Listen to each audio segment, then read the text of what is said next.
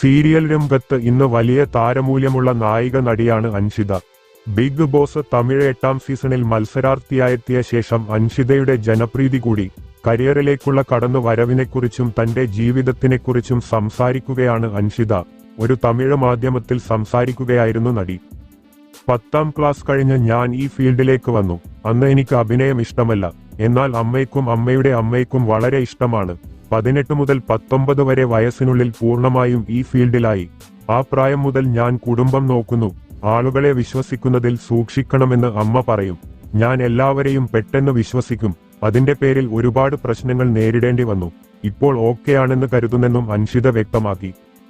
എന്റെ റിലേഷൻഷിപ്പിന്റെ കാര്യത്തിൽ അമ്മ എന്റെ സുഹൃത്തിനോട് പറഞ്ഞത് അവൾ ഈ ബന്ധം വിട്ട് പുറത്തു വരും എന്നാണ്. 3 മാസം ഞാൻ വല്ലാതെ കഷ്ടപ്പെട്ടു. അതിനുശേഷം ആ ബന്ധത്തിൽ നിന്ന് താൻ ഒഴിവായെന്നും അൻഷിത വ്യക്തമാക്കി. പറയാനേ പറ്റില്ല, അത്രമാത്രം ഡിപ്രഷനിലായി.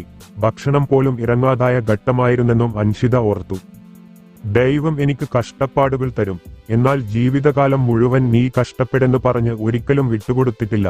അത് വർക്കിലായാലും മറ്റെല്ലാ കാര്യത്തിലായാലും തെറ്റിലേക്ക് പോയാലും എന്നെ അതിൽ നിന്നും പുറത്തു കൊണ്ടുവരും. അതിന് പ്രധാന കാരണം അമ്മയുടെ പ്രാർത്ഥനയാണ്. വലിയ ദൈവ വിശ്വാസിയാണ് അമ്മയെന്നും അൻഷിത പറഞ്ഞു. ഇതേക്കുറിച്ച് അൻഷിതയുടെ അമ്മയും സംസാരിച്ചു. സ്നേഹം കൊടുത്താൻ അൻഷിതയെ പറ്റിക്കാമായിരുന്നു. എന്നാൽ ഇപ്പോൾ അങ്ങനെയല്ല.